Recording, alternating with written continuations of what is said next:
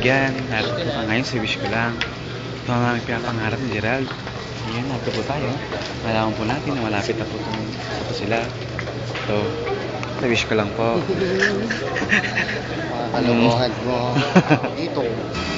Mga kaibigan, ito na po ang pangarap ni Gerald. Ang makasakay sa eroplano. Diba? Lagi na lang siya sumisigaw pag may dumadaan. Ngayon, kitang-kita mo ng eroplano. Ayan po.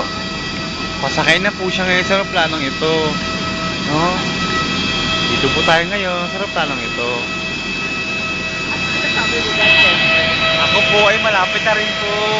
Makakasakay naman ako ng eroplano po, no? Oo, ayan po, no?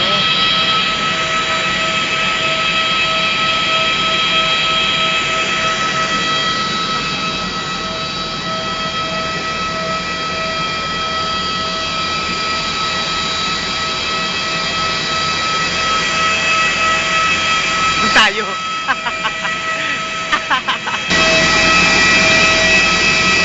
Ano ba yan? Dalawa pa naka-video. Kapal na mukha.